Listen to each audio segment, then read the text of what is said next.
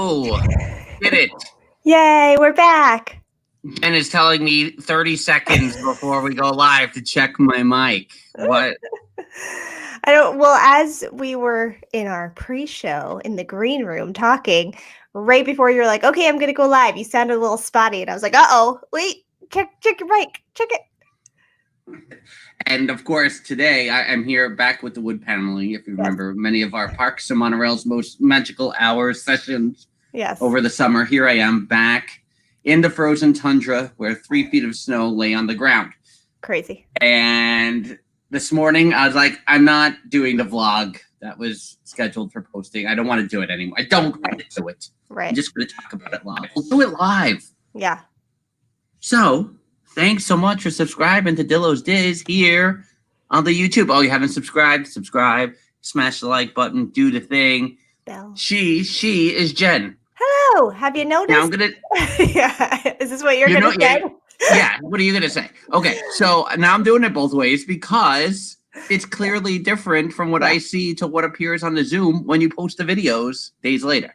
Right, because we did this the other night. We've pre-recorded some things, I think 2 different episodes. And when we did that, you pointed at me. But then as we put it together and watched the recording of it, I am then in the opposite spot. So it wasn't really working out well. I don't know what that's about. It was everything was cattywampus and I hated it. Changing up my routine. Cattywampus. Anyway. This is day 19 of A Very Merry Vlogmas presented by us, Dillo's Diz. She's still Jen. I'm still Frank. Yes, we're supporting and promoting 3 great charities all month long. Give Kids the World Village, of course. We have our own link if you want to check it out, but just go to Give Kids the World Village, their website. You can do all the things, donate. They got a fantastic program over there for years. Central Florida staple at this point, and just always doing wonderful things. Broadway Cares, Equity Fights AIDS. You may know that from when we do the Parks and Monorail's most magical run team. We have our own direct link right there, donate.broadwaycares.org/Dillo's Diz. That's where you can go to donate to Broadway Cares via us directly, but just go to broadwaycares.org if you don't want to do that and donate. That's great. And of course, Member Pantry, castmemberpantry.com, where since March, this organization's been putting together great things for furloughed cast members. You have like so many plates spinning. So make sure you go check it out and see how you can throw your support. They always have so many things going on. Make sure you do so. All the information for these great organizations down below in the information section or at dillosdiz.com, of course. Yes. So today, Jen. Yeah. I was planning like doing a whole background music thing, what we call BGM in the trade. By yourself, you were going to do it too. And I was like, hey, I'll do that with you. Right. So, I mean, this is, I think, in some ways, just to discuss our time at Walt Disney World. Yeah. Like background music to us when we were a kid, especially when you were little. Like you think about Main Street, not just Christmas music, Main Street music. Yeah. Future World entrance music. Yeah. Like that's really was staples background music to us. Yes. As we were younger. Mm-hmm. Then when the first time that we went at Christmas time, it was like suddenly a heightened awareness of background music in general. Because the Christmas music was pumping everywhere. Yes. What are some of your favorite Christmas songs in general? I probably have never asked you this. Or Christmas albums. I didn't realize I'd be put on the spot. Yeah, I'm sorry. I'm going to make some decisions right now. So first off, I don't know if you saw my tweet the other day. I had come across a TikTok of Spaceship Earth all lit up, playing some Christmas BGM, and it like... there was a pain in my chest because I just forgot the awesomeness of BGM during the holidays and like at Epcot at night. Oh my God, it's just so good. But to answer your question, so I feel like over the years, different songs start coming up a little more for me, or I'm like, oh, that's a good one. I feel like I don't hear this one enough, or whatever it is. I mean, of course, we have some Mariah Carey, All I Want for Christmas, and that has a Love Actually tie-in, which we're now using for gifts from now until Christmas on Twitter. So check that out. But that's a big one. I have also noticed the kids really liking that one this year, so much so that I showed them the end of Love Actually just for that scene the other day. Nice. But I also feel like what is Do They Know It's Christmas? I feel like is always one that I never think of initially, but then when I hear it, I'm like, oh, this is a good one. And then a little Rocking Around the Christmas Tree, probably because of Home Alone. There's probably that tie-in. And what is the one I am missing? I mean, I'm missing 100 Christmas songs, but there's one staple. Go ahead. Yeah, when I was young, I mean, I don't know, we had growing up, before there was like all month long, 24-hour music stations playing Christmas music, we would have here in New York, Z100 would do like the 24 hours of Christmas. It was like the first time, like it was like the craziest concept in the world that for 24 hours, the station will play Christmas music, which is why on the 12 days of Dillo's Diz Twitter Ohana, when we lead in, the jingle is in homage to, could it be the 24 hours of Christmas on Z100? And that's what I remember. So I feel like that's where I was really introduced like to different versions of Christmas music, because Sinatra and Nat King Cole and all this stuff. But it was really through those 24 hours where I would leave my radio on all night long. Yeah. To have the music get into my bloodstream. Yes. The boombox would be playing.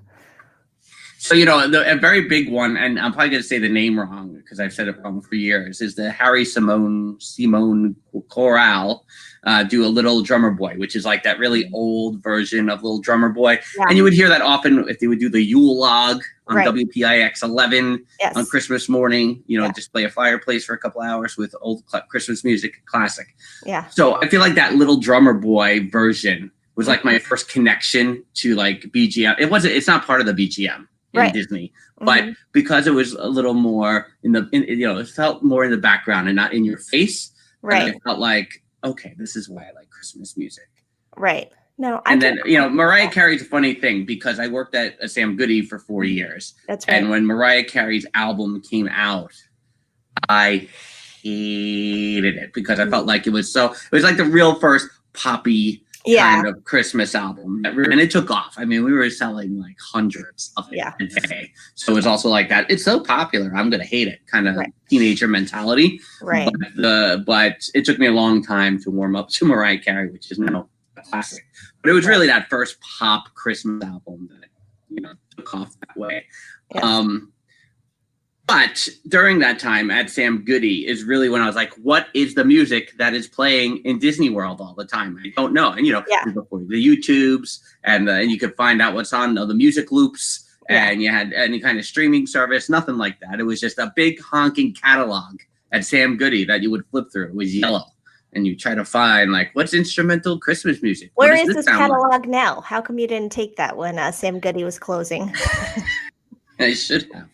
I wish I remember what the exact name of it was. I would try to like order one. I'm sure they still make it because some of us still live in the 50s. Right.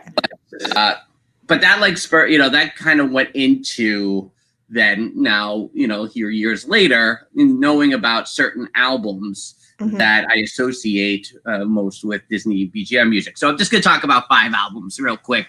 All right. And we'll see what you know and what you don't know and what you're aware of.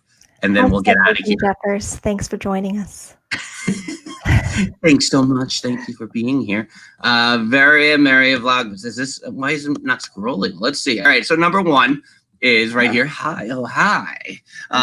This is, you got to go the other way. There you are. A Christmas festival. Arthur Fiedler and the Boston Pops Orchestra.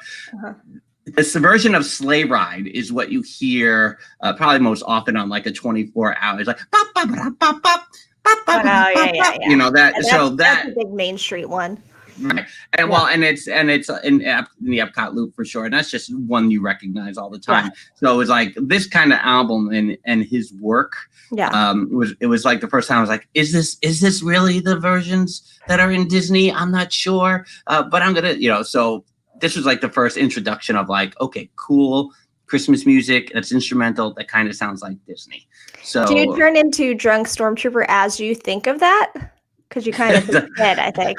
Hey, Frank, I love the Boston Pops. I love Boston Lager. Frank, let's hold hands on the boardwalk drinking Boston Lager. So that's Arthur Fiedler and the Boston Pops their Christmas album.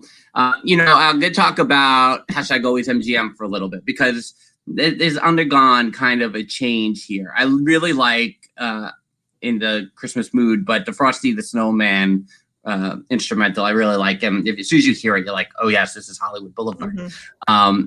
And the thing is that nowadays at #AlwaysMGM, the Christmas changes that have gone very well for them since the Osborne lights went away. The one thing I'm not really a fan of is the vocal tracks that you hear Sinatra now. You hear Dean Martin singing Marshmallow World. You hear a lot of the old standards, and I love all of those songs. Yeah. Don't want to hear them in the studios. Interesting. I want to hear instrumental music only. I'm not interested in hearing vocal tracks in the background. That's just me. Fair. No, I understand that. Yeah. Mm-hmm. Okay, and then probably the 3 albums that are most familiar with the Main Street Christmas loop. Let's see what I can pull first. The Music Box Christmas right here. This album and another album are intertwined a lot in that Main Street Christmas loop. So the O Tannenbaum and Hark Then the First Noel, like it's that music box sound. Like when you think about it, you're like, oh, that is a music box. You never think of it until you hear it and you go, oh, that makes sense. Right. That it's a music box. That sound is like, what do I want to say? Equal to like as soon as you have that conversation, that's the sound you hear. I want to do this one second. The Ed Sullivan music of Christmas. Ed Sullivan not singing or anything. Right. The singers, the musicians associated with Ed Sullivan. Right. But this version of Rudolph the Red-Nosed Reindeer was like the most recognizable song to me in a music loop in the resorts, in the parks, at Christmas time, forever. Be like, oh my God, it's Rudolph again. But as soon as you hear it, da da da da da da da da da da da da da da da da da da, you're like, okay. Right. So, any of these jumping out at you as before I get to the last one? They are, and then I'm questioning, should we have just had them ready so everyone could hear as opposed to you trying to No, it's better that I'm doing it. I thought about that. No, it's better when I perform them for you here live in my Johnny Cash way. Da da da da da da da. Here we go. Were you gonna say something? No. Saturday night on Vlogmas. Right, and then the last album, which is definitely the album most associated, I think, with any of the music loops in any of the parks whatsoever. And here it is. It's the David Rose Christmas album. Basically, like every song on this album is on the loop. Basically, the Christmas tree is what actually begins the loop in Main Street. The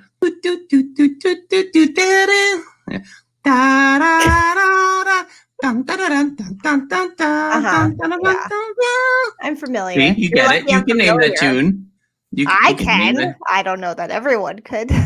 So I'm just gonna tell this story real quick because we don't want to go on for an hour here on a Saturday night and take everyone's time, mostly the one person who's watching right now. We want to this Christmas album and the sounds on this Christmas album most reminded me of Brady Bunch background music. I'm not talking about the theme song. Okay. But there was always like the weird instrumental. I was like, did this guy do the Brady Bunch instrumental music? And I still haven't found it. So if someone can, Google David Rose and Brady Bunch, that's fine. But what he did do was Little House on the Prairie. So both the intro and the outro music, and especially if you listen to the outro, like the credits of Little House on the Prairie, you're like, oh yeah, that's the same guy. And also a classic in the Dillows household when you were very, very, very young. Highway to Heaven. Oh yeah. with Michael Yeah. Landon. Mm-hmm. So David Rose doing a lot of Hollywood stuff, but this album is like even without the Disney element, is like such a sentimental like background at the holidays kind of music. Like you really can't go wrong. Yeah. So a side note, if you do Google David Rose right now, you're probably going to find a lot of Schitt's Creek comparisons because Dan Levy's name in Schitt's Creek is David Rose. So just FYI. Second, Jeff has said he feels like he's right back on Main Street. And I think that's probably due to your singing. I think that's what that would be. Snappy right there. Also, I didn't mention "Oh Holy Night" in my list of favorite songs, and that should be there. But you did not say your favorite. Like, what is your top 5 favorite Christmas songs? Top 5 Christmas songs. I can say my favorite Christmas album all time, and it's not a Christmas album, is the Home Alone soundtrack. Yeah. You know, it's they got enough Christmas songs in there. Have yourself a merry little Christmas. Rocking around the Christmas tree. You know, then you got Oh Holy Night. Yeah, Somewhere in My Memory is on there. The theme, and then you got all the instrumentals. Yeah, like perfect album. Yeah, so I can say that outright. Sure. God, goodness gracious. I don't have an answer for this. So I love this pop version. It's called "It's Christmas Time Again." It's on a very special Christmas tune by the one-hit wonder group Extreme. They sang More Than Words. And it's a ridiculous song, but I love what it says. If you hear it, you're like, what is this song? Right. But, you know, it goes too fast. It's up to us to make Christmas last. I love what the song is saying. Yeah. So that's definitely up there. So the Home Alone stuff is up there. I'm trying to think of I love, the whole Sinatra Christmas album is probably my next favorite Christmas album. Muppets 12 Days of Christmas is a classic to me, so I'll put that up there. Can I think of any more? For a while, I liked, I loved Darlene Love on Letterman every year doing, Please Come Home. Love it. That is, and see, I will watch that. For, you can hear various Christmas songs sung by different artists, and for the most part, unless someone's really butchering something, they're still good. Like, you can still appreciate them. But I don't want to hear anyone else singing that song. I only want to hear her. So did you hear the version? I just saw it pop up on my Facebook memories, as it were, from a couple years ago, where Jimmy Fallon did the Roots did the Toys thing, and they had Darlene Love and they had Anna Kendrick. Yeah, acceptable. Yes. So as long as she's involved in that, because because the Bono song on A Very Special Christmas one, it's Christmas, baby, please come home. Yeah. Christmas. Yeah, it's the same song. I had to actually do it in how I hear it in my head. Right. As Bono. Once my love for Darlene Love grew, I used to love the Bono version. Yeah. That reduced. So it's as I'm getting older, Bono, Darlene Love. Right. So I think I'll leave it at that one, because I don't know if I could get better. What is the John Lennon song I'm thinking of? Wow. There was just a big thing on Twitter. Because our friends Crystal and Bryson from @4Love of Mouse. What is the Christmas song that you like the least? And both Eddie and Jennifer, and part of our world, part of your world, part of Pow, part of our world. Keenan and Rachel both said that was the song they liked the least. Happy Christmas, War is Over. Happy Christmas, War, yes. Love that song. But I'm that's the dark. That's the dark and the light of Christmas. Wow. This is why I love Christmas. We talk about this, right? The Force, the light side and the dark side. Christmas, dark side, light side. It's all there. I love it all. Well, and I just feel I don't know if I'm ooh, it's the holidays, let me put this song on. But I also feel I have to hear that song at some point during the holidays, which I don't think I have, which is why it was hard for me to even just think right now. But that's interesting.